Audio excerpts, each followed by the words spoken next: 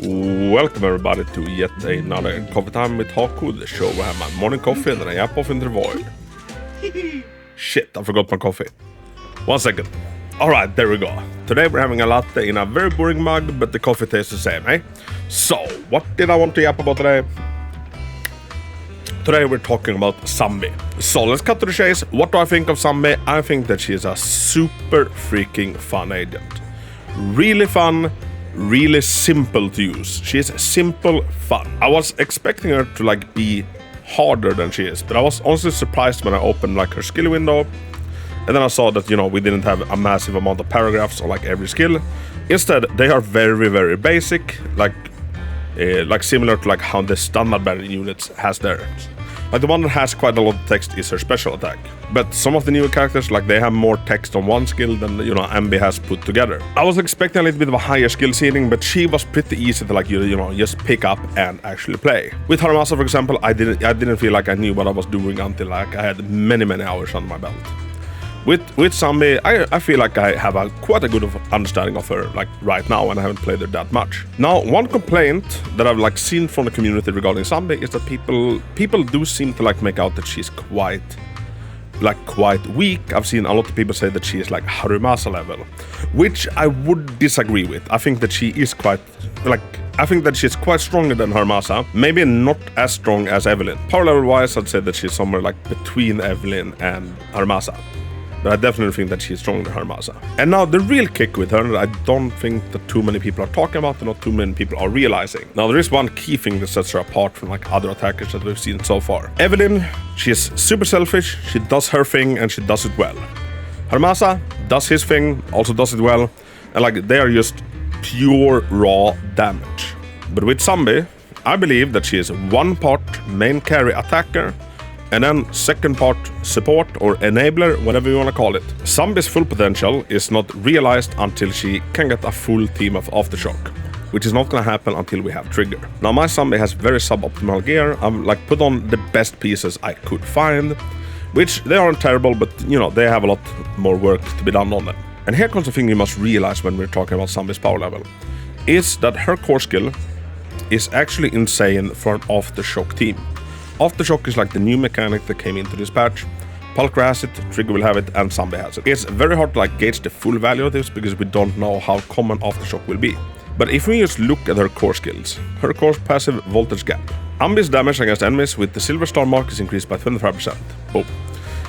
Very selfish, she just gets a 25% damage increase to basically anything she hits.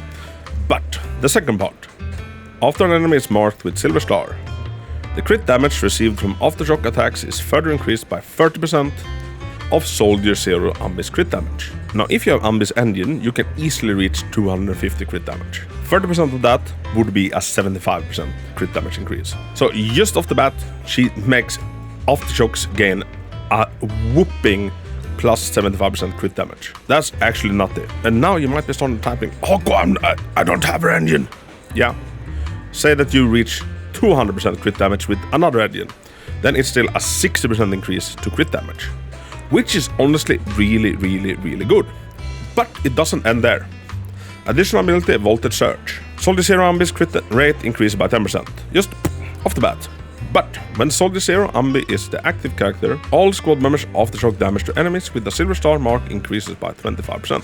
Boom, shakalak, another whooping 25% just raw damage increase. So let's just say that she increases the crit damage of Aftershock by 75% and also a just flat increase with 25%.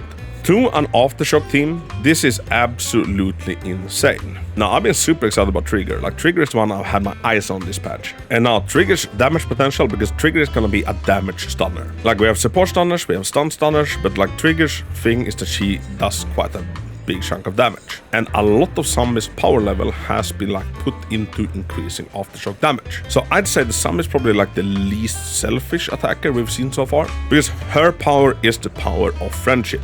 Like, this Sanby is not a one-man army. She's an Aftershock leader, which, now that I think about it, is kinda, you know, lore accurate. So, on her own, I'd say that she is stronger than Harumasa. As a main character, she's not as strong as Evelyn, but she is also not trying to be.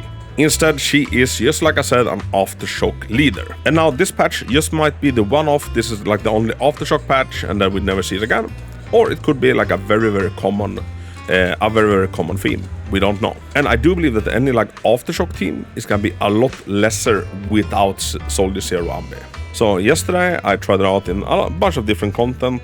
The one I did the most was the Corrupted Complex in the Deadly Assault, like the left boss that's weak to electric. And with an M0 Anby and her engine played kinda alright, I'm hoping. Together with a Pulcra and an Astra, I managed to get like 40,000 on that boss. Now I also did the same boss with Yanagi, and I was scratching my head like, what can I bring that's, you know, kind of the equivalent to like what Pulcra is for Sanby. So I brought Nicole and Astra. So Yanagi, Nicole, Astra. I don't have Yanagi's engine, so she was running Fusion Compiler. But with Yanagi M0, I managed to get 34,000. So Sanby 40,000 with engine, Yanagi 34,000. Arguably, Nicole is stronger, and that boss is weak to Ether. And you know, this score could be fine-tuned, you know, from both sides, I'm sure. But I didn't want to spend, you know, endless of hours in there. You just kind of like bog standard, played kind of normally, like what kind of score can we reach? And I'm gonna say I was kind of pleasantly surprised with Sanby's performance. And while we're on the subject talking about Sanby, maybe we shouldn't leave out the newest furry to the game. What do I think of Pulcra? Pulcra is honestly a lot more fun than I was expecting. Now, it did take me some hours to like get used to like how she plays, like because having Pulcra on the team is quite a big change to like how the combat is played. And once you kind of get the hang of it, I gotta say it is really fun. Now, one of the downside is that some characters have a lot like longer special attack than some others. Like I ran Pulcra with the A rank team, and Corinth's just special attack does take quite a long while to like trigger. Meanwhile, if you run Sanby, for example, it goes so freaking quick in comparison. But I gotta say, Pulcra, especially paired up with Sanby, is an absolute freaking monster. I can understand why they choose to like tune her down on the beta servers repeatedly. Now, she's our second A rank standard, and I'd say she leaves Anby like in the dust. And overall, I'm super happy with her. You might be sleeping on her just because she's an A rank unit, but if you plan on using Sanby, I would honestly suggest you upgrade your Pulcra. Now, I've been super excited about her since the start, just because she's a Sons of Caledon, so like that meant that I was gonna build her no matter what. But after having done it, after like having upgraded most of her skills to max, I gotta say I'm very impressed with this little furry lady, and I can't wait to like run a full Aftershock team with Sanby, Pulcra and Trigger. So overall, Soldier Zero Anby, am I happy that I pulled her? Yes, I am. This is the unluckiest banner I've ever had. If you watched my full pulling video, or if you were there in the live stream, you know what I'm talking about. I got shit. Like, this banner was absolute dog shit. But after now having played around with her quite a bit, I can say that I am happy with her. I do wish that she was like a little bit more complex. Like, I almost feel like original Anby has like, you know, a bit more depth to like some of her skills. Like, for example, her basic attack, you do 1, 2, 3, and then when she sheathes her sword, you either do like an EX special to get more days, or you hold down the attack button. Like, I wish we'd seen like some more of like that stuff make it into this Anby, because I'd say that original Anby is like one of the more complex A ranks, and Soldier Zero Anby came out, and I'd say that she's one of the most simple S ranks. And I also don't think that like we've seen her full potential yet. Like, we won't get that until we also have Trigger. Is she a must pull? I wouldn't say so. Like, she's not a meta, like she's not a meta beast. Once again, I might have to eat those words if like Aftershock becomes like a staple and we're gonna see it a lot more. Like, if the 2.0 is an Aftershock unit, you know, maybe we'll be kicking ourselves if we skip Sanby. But overall, I think your account will be perfectly fine if you don't pull her. Although I do think that Trigger's damage potential will potentially suffer a lot without being buffed by Sanby's Aftershock buffs. But overall, fun, solid, easy to pick up unit, and a lot easier to master than Evelyn. So yeah, everybody, let me know down in the comments, what do you think of Sanby? Are you happy? Are you disappointed? Let me know. And thanks so much for watching. Until next time, Hako out.